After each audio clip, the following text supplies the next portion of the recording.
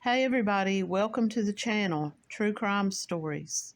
If you're new to the channel, please hit that like button and subscribe so you can hear more. Thanks for stopping by.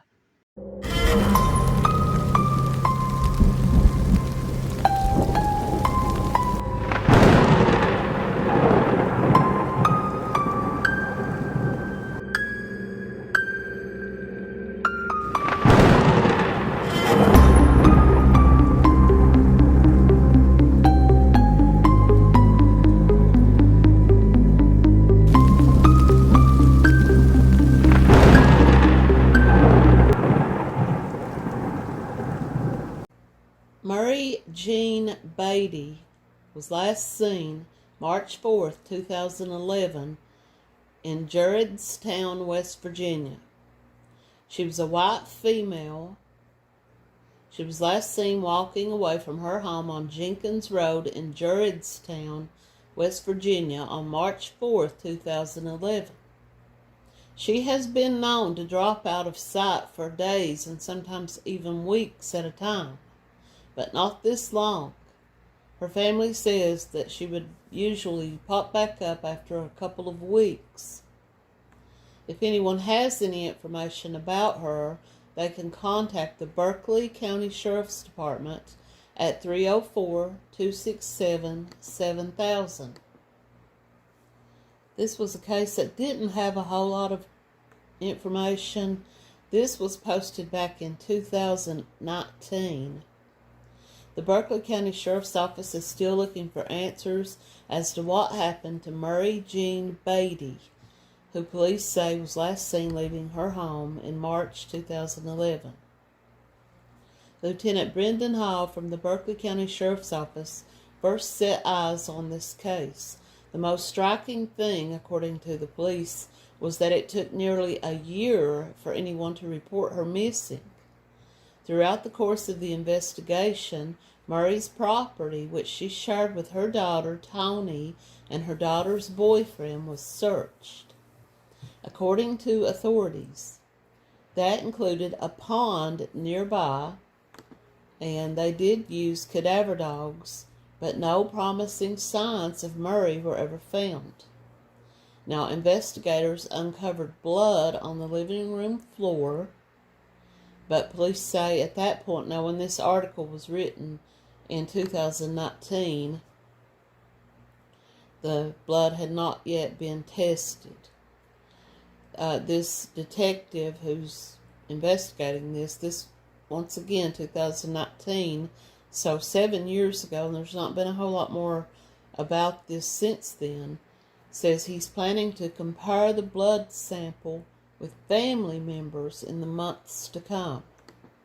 Family members are critical of how the police have handled this investigation. Now, it says here that in one article it says she was last seen walking away from her home. In this article it says she was given a ride to Boone County, and then she returned to the Lincoln area in Wyoming County, and she hasn't been seen since. And I don't know who gave that information. Now, she was 56 years old when she was last seen. She would be around 73 today. She's a white female, 5'6" tall, and weighed about 180 pounds, with gray to partially graying brown hair. Another case I wanted to talk about is that of Kori Smith. Kori Smith, 49 years of age, was last seen May 6, 2025 in Nicholasville, Kentucky. She was last seen by her employer. She was last seen with her employer at around 11 p.m. Now, she worked at a place called Swedish Auto. This is at 215 Normandy Court in Nicholasville. At about 8:30 p.m. on May 6, 2025, she was last seen by the clerks at a BP gas station, and at 11 p.m. she was seen with her employer at her job site. Now it says she was seen with her employer, and I'm asking this question: who's seen her with this employer, and what was it? The employer who said they last saw her? Did the employer say she left on her own? Kori's family was first notified about her disappearance on May 12th, after she failed to show up for her job at Lil's Coffee House in Paris, Kentucky. They then learned that she had also failed to return to her apartment to feed her cat, and she had not picked up her last paycheck. Loved ones say it was uncharacteristic of her to go missing without any notification to her family, and that she would never just walk away and leave her cat without someone to care for it, without, letting someone know. Following her disappearance, her vehicle was towed from Swedish Auto. So here's where I go back to asking questions about who saw her at Swedish Auto, and if her car was still there and had been there this whole time. Are they believing, or are the police and the family leaning towards something having happened to her there?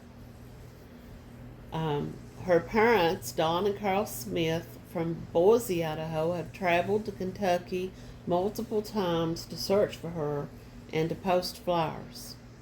Her family also hired a private investigator to try to find information about her. If you have any information regarding the disappearance of Kori Smith, you can contact the Paris Police Department at 859-987-2100. This case is from Kentucky. This is from the Bardstown area. Shane David Helm was working in Bardstown, Kentucky, when he did not come out when his mom went to pick him up from work. She waited for him. He didn't come out from work, but later that night, she got a text message from him saying that he was in a hotel in Lexington, Kentucky with a woman. He later contacted MARC Recovery Center in Bowling Green, which is a drug rehabilitation center. He asked if someone could come and pick him up. He told them that he had relapsed. He was picked up, and they took him to pick up some clothes and items. But after 2 days, he left the rehab. It was said that he was he was out on the streets of Bowling Green when he FaceTimed his mother to say his girlfriend was getting an Uber to come pick him up. After the FaceTime call, he quit using his social media. His mom got a couple of emails that she didn't really believe came from him. She said it was unlike him to email, that he would either FaceTime or call or text, and she just didn't think that this was him sending these emails. On April 8th, 2026, he called his mom for the last time. His mom said that it came from an unknown number and that he sounded very strange. During this call, he said that he and his girlfriend had gotten married and that he had moved to Hazard, Kentucky. His mom said that he told her he was working at Little Caesars and that his girlfriend was working at Saxby's. However, and I can attest to this myself, his mom later learned that there is no Saxby's in Hazard, Kentucky.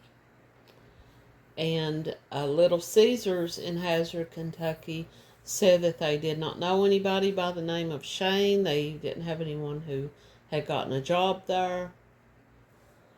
Now, his mom then, when she found this out, she filed a missing persons report in both Bardstown and Lexington. She has been unable to locate her son Shane, and she has not been able to find out anything about his girlfriend. She was told by somebody that the girlfriend was thought to have moved back to Tennessee. Shane is described as 33 years old. He is 6 foot 2 inches tall and between 200 and 230 pounds. He has a lot of tattoos, including around his face. Now, the only other information that I could find about Shane is that he was on probation. He is listed on the Kentucky Offenders Online Lookup website, and it just says absconded. So as of right now, not only is he considered a missing person, but he is also considered to have violated his probation. So I'm assuming by that he does have warrants, and this could possibly be one reason why he has kind of gone missing. Hopefully that's the reason, that he's just, worried about having to go back to jail. And he is considered a missing person, but he's also considered to be absconded from his probation. So it's possible that he's hiding somewhere. Someone may be assisting him. I hope that he will turn himself in so that his mother can get some relief and know that he is okay, and he can get back on the right track if that's the case. But it did say that he was considered to be on probation until 2030. So in my understanding, and on the website it says he has absconded from his probation. Anyone who has any information is asked to call the Bardstown Police Department at 502-348-6811. His mom is very worried, and she would appreciate any help in locating her son. Shannon Angel, also known as Shannon Ramsey, has been missing from McKee, Kentucky since August of 2024. Her family filed an official report on the 23rd of August, but she was last seen several days before this. Some sources gave her actual last date of when she was last seen, that they could confirm her last being seen as August 9th, 2024. She was known to last be inside the city limits of McKee. She was described as 52 years old, 5'6", and about 180 pounds, with strawberry blonde hair and blue eyes. Now, at the time of her disappearance, she had a broken leg. It doesn't say if this was her left or right leg. Shannon's case is one of the lesser-known cases in Kentucky, and there's not a lot of information. I couldn't find every case that I typed in. I was finding about her was pretty much the same report. I looked to see, it all just took me back to Facebook, and it was all pretty much just different missing persons websites on Facebook. And I really couldn't find anything about her outside of that, like an official missing persons poster or anything like that. So I wanted to include her despite the fact that there's just this very brief, short mention of her.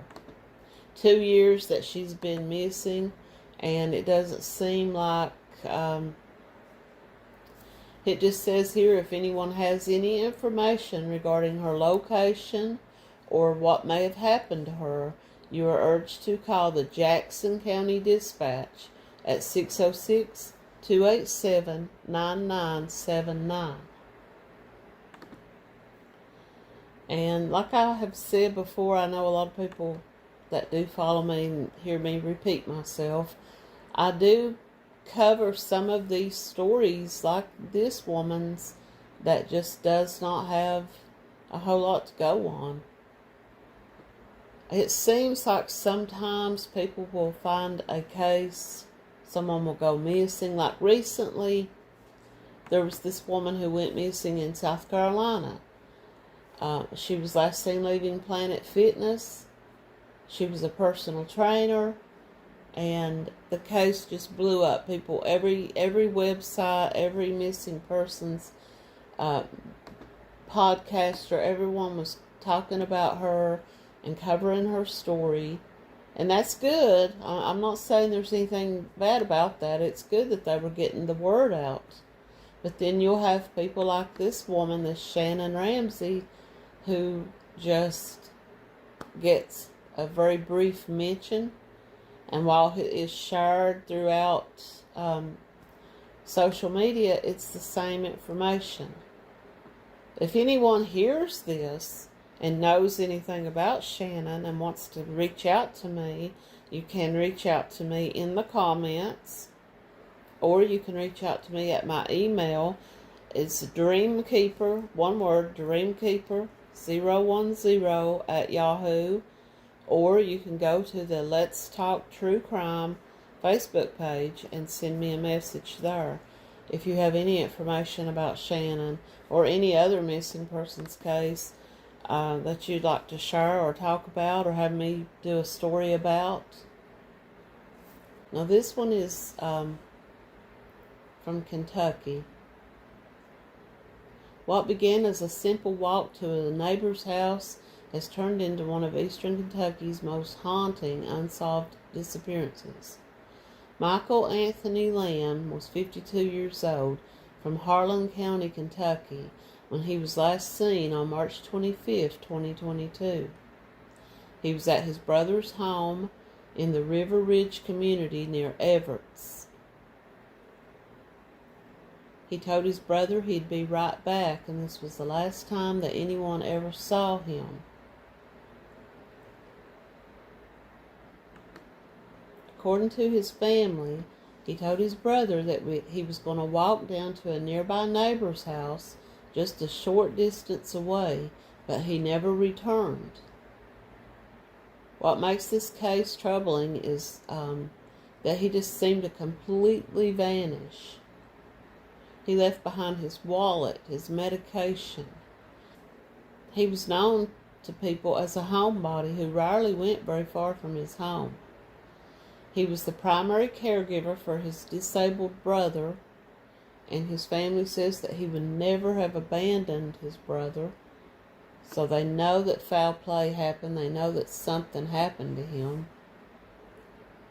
I'm pretty sure I've covered his case before in one of my earlier videos, but I wanted to touch on it again because, as I said, I have not seen any updates on this, except in this article there is now in a recent update, officials confirmed that new DNA has been recovered and sent to the state crime lab. However, investigators say progress has been slow, and it doesn't say what kind of DNA. It doesn't say if there were remains found. It doesn't say if there was clothing or anything like that found is the reason why they had DNA to send off. Now, he is described as a white male who was 52 at the time, 5'9", 160 pounds, with brown hair and hazel eyes. Now, he was last seen wearing a green jacket and what is believed to have been black or dark gray t-shirt, blue jeans, and white sneakers. And he has the tattoo of a devil on his left bicep. And that was really just, I wanted to update that. If anyone has any information, they can contact the Harlan County Sheriff's Office at 606-573-1313. This is a case that I covered a while back, and this was the case of a missing woman from Grayson, Kentucky, to Carter County. She was last seen at Bezos Sports Bar. Her name was Tessa Reeves or Tessa Pelfrey. So there has been an update to this case. On March 24th of this year, Kentucky State Police announced that a body had been found under a bridge in Grayson near Gibbs Hardware Store. According to Google Maps, this is just under a mile from this bar where Tessa Reeves was last seen. She was last seen on Valentine's Day, and she was discovered on March 24th. And I'm going to assume that she probably died that night that she went missing. I couldn't find a whole lot of details. It just said it's still under investigation and no cause of death was given. So I don't know if they think this was foul play, if they think that this could have been some kind of an accident, accidental overdose, accidental death by exposure to the elements, being outside. I just couldn't really find any details about that, but it was her. It was confirmed to be Tessa Reeves, and if I find any more information on her case, if the police do come out with a cause of death, if they think this was foul play or anything like that, I will come back and do a follow-up on this case as well. As this video comes to an end, I would just like to remind everybody to please like the video, leave a comment, and subscribe to the channel. Thanks for watching.